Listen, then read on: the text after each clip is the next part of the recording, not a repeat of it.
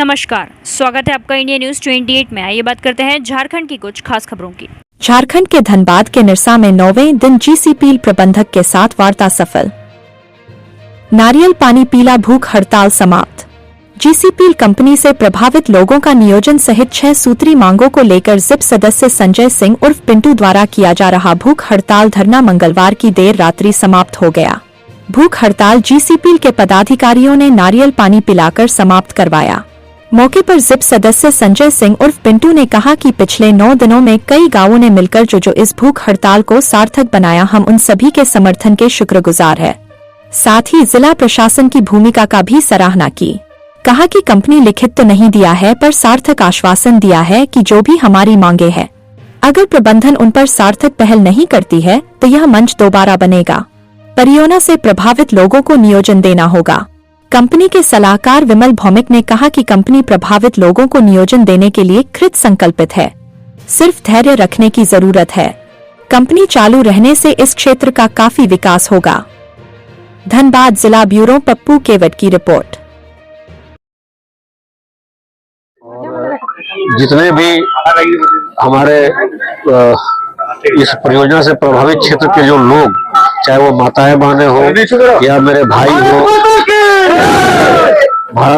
हमारे छोटे भाई हो, वो सारे लोग जिस तरह से हम लगातार मेरे साथ रात को भी जब हम यहाँ सोते थे तो हमारे साथ में कम से कम 20 से 25 की संख्या में युवा वर्ग के लोग यहाँ सोते थे। कभी कभी जब रात में नींद टूटता था तो मैं देखता था कि 10 लोग सोए हुए हैं, 15 लोग यहाँ लगातार मतलब वो पहरा देते थे हमारा।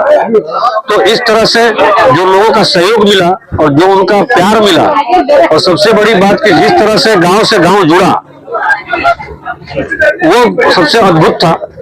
और मैं धन्यवाद देता हूं और कृतज्ञता प्रकट करता हूं हमारी सारी माताएं बहनें छोटे भाइयों के प्रति, जो लोग यहाँ उपस्थित थे या जो लोग दूर दराज से, कोई भागाबान से आ रहा था, कोई तिलतोड़िया से आ रहा था, कोई ढनासाल से आ रहा था, ऐसे अलग अलग गांव से, आपका जामदही से, पतलाबाड़ी से, आपका पंचित से लोग आ रहे थे, जिस तरह समर्थन दे रहे थे, मैं सबके प्रति अपनी कृतज्ञता प्रकट करता हूँ और सबको मैं धन्यवाद देता हूँ।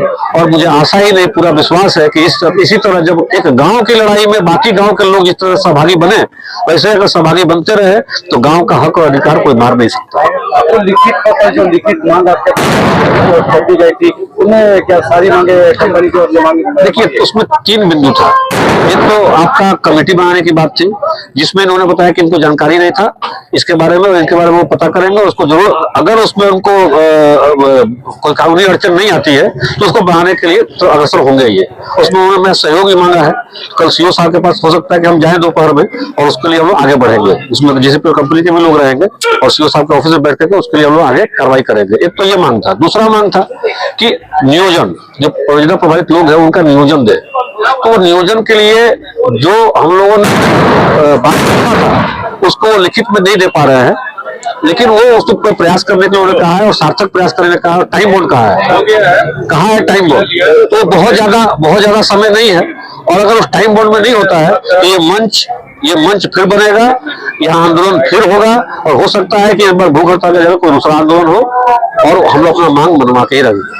9 दिन के जो आपका था, 9 दिन में स्थानीय प्रशासन का भी काफी सहयोग है। आपके सारे स्थानीय प्रशासन, मैं कहा ना आपने कि जो भी यहाँ के प्रशासन के लोग थे, उन्होंने हमसे शांति व्यवस्था बनाकर रखने का आग्रह किया था। और मैं फिर से कह रहा हूँ कि जिस तरह से यहाँ के युवा वर्ग और माताएं बहनें जिस तरह से उन्होंने मेरी बातों को माना है, बीच में लोग उग्र हो रही थी, तो मैंने हाथ जोड़ के रिक्वेस्ट किया तो सब लोग शांतिपूर्वक यहाँ बैठे रहे। और ये सब्र का ही नतीजा है कि आज हम लोग यहाँ पर अपने मांगों को बनवा पाए हैं और सार्थक तौर पे जो यहाँ के लोगों के जीवन स्तर को बढ़ाने का जो काम हो सकता है वो हम लोग करेंगे। আমাদের যে জিসিপিএল কোম্পানি বন্ধ গোপীনাথপুর কলিয়ারিকে চালু করার জন্য যে এসেছে, আমরা এখানকার স্থানীয় লোকেদের প্রাথমিকতা দিয়ে চাকরি দিচ্ছি এবং দেবো। কোম্পানি যদি চালু হয়, এই যে পজিশন দেখছেন, আরও অনেক উন্নতি হবে। আমাদের সবাইয়ের ম্যানেজমেন্টের পুরো সদিচ্ছা আছে এবং আমরা আশা করছি যে দেশ, আমাদের ইন্ডিয়া, এই এলাকার এবং কোম্পানির সবারই লাভ হবে এই কোম্পানিটা চালু থাকে। সঞ্জয়জি যে ডিমান্ড নিয়ে এসেছিলো আমরা সেটাকে মেনেছি এবং যখন আমাদের সময় আসবে, মানে আমাদের যখন ভ্যাকেন্সি হবে, আমরা সবাইকে কনসিডার করে আমরা চাকরি দেবো এবং এলাকার ডেভেলপমেন্ট করব।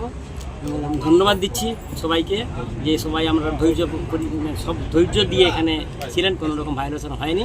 সবাইকে ধন্যবাদ দিয়ে জিসিপির তরফ থেকে আমি আমার বক্তব্য শেষ করছি।